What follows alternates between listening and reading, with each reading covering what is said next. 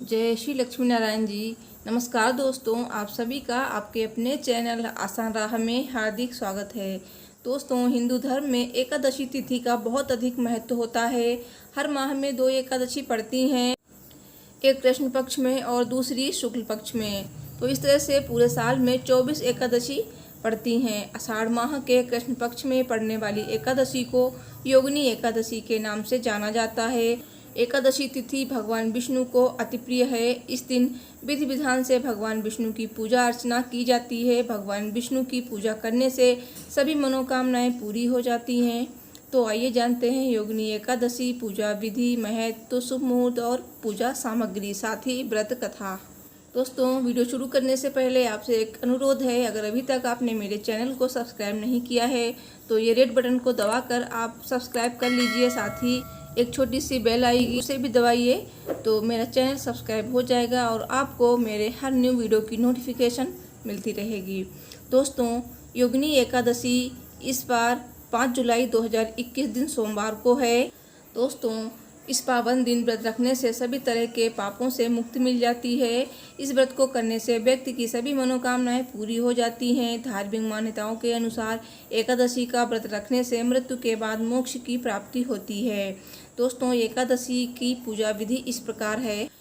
योगिनी एकादशी की पूजा विधि: सुबह जल्दी उठकर स्नान आदि से निवृत्त हो जाएं, घर के मंदिर में दीप प्रज्वलित करें, भगवान विष्णु का गंगा जल से अभिषेक करें, भगवान विष्णु को पुष्प और तुलसी दल अर्पित करें। अगर संभव हो तो इस दिन व्रत भी रखें। भगवान की आरती करें। भगवान विष्णु के साथ माता लक्ष्मी की अवश्य पूजा करें। भगवान को भोग लगाएं। इस बात का विशेष ध्यान रखें कि भगवान को सिर्फ सात्विक चीज़ों का ही भोग लगाया जाता है। भगवान विष्णु के भोग में तुलसी का पत्ता जरूर शामिल करें। ऐसा माना जाता है कि बिना तुलसी के भगवान भोग स्वीकार नहीं करते हैं। इस दिन भगवान विष्णु का अधिक से अधिक ध्यान करें, साथ ही मंत्रों का जाप करें और इस दिन एकादशी व्रत कथा अवश्य पढ़ें या सुनें। दोस्तों, इसके बाद पीपल की अवश्य पूजा करनी चाहिए। शाम के समय भगवान विष्णु की आरती उतारने के बाद ही फलाहार ग्रहण करें। रात्रि के समय सोएं नहीं, बल्कि भजन कीर्तन करते हुए जागरण करें। अगले दिन सुबह किसी ब्राह्मण को भोजन कराएं और यथाशक्ति दान दक्षिणा देकर विदा करें। इसके बाद खुद भी भोजन कर व्रत का पारण करें। योगिनी एकादशी पूजा सामग्री: श्री विष्णु भगवान का चित्र, पुष्प, नारियल, सुपारी, फल, लौंग, धूप, दीप, घी, पंचामृत, अक्षत, तुलसी दल, चंदन और मिष्ठान। साथ ही भगवान विष्णु के लिए पीले रंग के वस्त्र, माता लक्ष्मी के लिए एक चुन्नी। एकादशी व्रत के नियम: दोस्तों, व्रत के एक दिन पहले से ही शुरू कर दें ये काम। एकादशी के व्रत को रखने के लिए सबसे प्रथम ये नियम होता है कि हमें एक व्रत के एक दिन पहले से बिना प्याज लहसुन का सात्विक भोजन प्रारंभ कर देना चाहिए। ये व्रत दशमी तिथि की रात्रि से लेकर द्वादशी तिथि की सुबह दान कर्म करने के साथ ही समाप्त होता है। इसलिए व्रती को दशमी से ही तामसिक भोजन करना बंद कर देना चाहिए। पुराणों में इस व्रत का विशेष महत्व इसलिए है कि इस एकादशी तक भगवान विष्णु जागृत अवस्था में रहते हैं। इसके बाद जो एकादशी आती है उसे देवशयनी एकादशी कहते हैं। उसके बाद श्री हरि विष्णु जी 4 महीने के लिए दीर्घ शयन पर चले जाते हैं। ऐसा माना जाता है कि इस व्रत को करने से 88,000 ब्राह्मणों को भोजन कराने के बराबर पुण्य मिलता है। दोस्तों, भगवान विष्णु की पूजा अर्चना करते समय करें इस मंत्र का जाप: मम सकल पाप क्षय पूर्वक कुष्ठादि रोग निवृत्त कामनया योगिन्ये कादशी व्रत महम करिष्ये। सबसे पहले भगवान विष्णु को पंचामृत से स्नान कराएं, साथ में भगवान विष्णु के मंत्र का भी जाप करते रहें। उसके बाद चरणामृत को व्रती अपने और अपने परिवार के ऊपर छिड़कें और उसे पिएं। मान्यता है कि इससे शरीर के रोग दूर होते हैं और पीड़ा खत्म होती है। योगिनी एकादशी का मुहूर्त: एकादशी तिथि प्रारंभ हो रही है 4 जुलाई 2021 को शाम 7:55 से। एकादशी तिथि समाप्त हो रही है 5 जुलाई 2021 को रात्रि 10:30 पर। पारण का समय है 6 जुलाई 2021 सुबह 5:29 से 8:16 तक।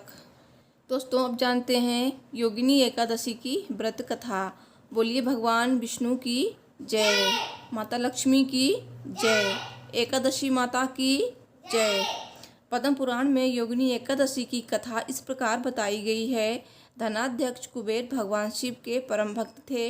हर दिन भगवान शिव की पूजा के लिए इन्होंने हेम नाम के माली को पुष्प चुनकर लाने का काम सौंपा था।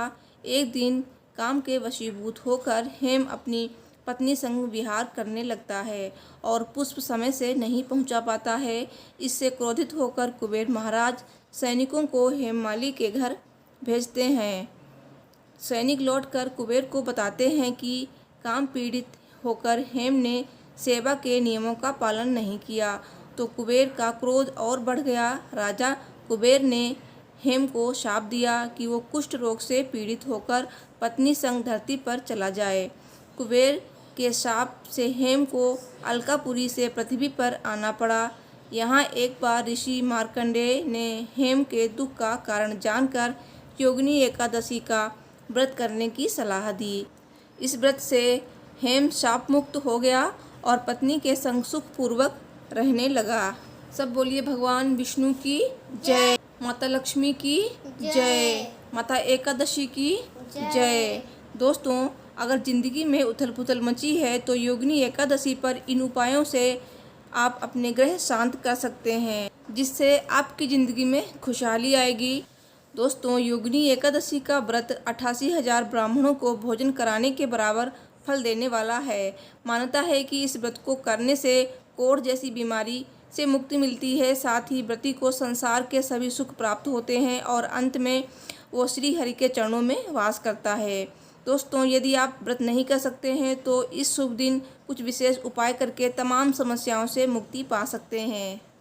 दोस्तों ग्रहों को शांत करने के लिए ये उपाय है। यदि आपके जीवन में उथल पुथल मची हुई है तो ऐसा कुंडली में ग्रह स्थिति के खराब होने के कारण होता है।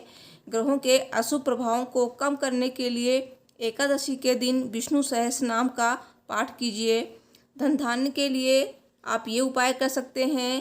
पूजा के दौरान भगवान विष्णु के चरणों में 11, 21, 51 आदि सामर्थ्य के अनुसार दक्षिणा रखें। विधि विधान के साथ पूजन करें और भगवान से अपनी धन की समस्या दूर करने की प्रार्थना करें। अगले दिन स्नान के बाद उन रुपयों के साथ चावल के कुछ दाने लेकर अपनी तिजोरी या उस स्थान पर रखें जहां आप पैसे रखते हैं। घर में पैसे की कमी दूर हो जाएगी। घर में शुभता लाने के लिए योगिनी एकादशी के दिन बांसुरी को अच्छी तरह सजाएं और श्री कृष्ण जी के मंदिर में जाकर भेंट करें। इसके अलावा भगवान को पीली सरसों चढ़ाएं। इसके बाद सरसों के कुछ दाने घर लाकर एक पीले रंग के कपड़े में बांधें और अपनी तिजोरी में रखें। इससे घर में शुभता आती है और घर में कभी भी धन की कमी नहीं रहती है।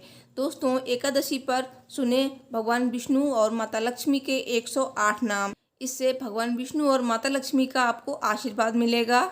इसके लिए आप इस वीडियो पे क्लिक कर सकते हैं।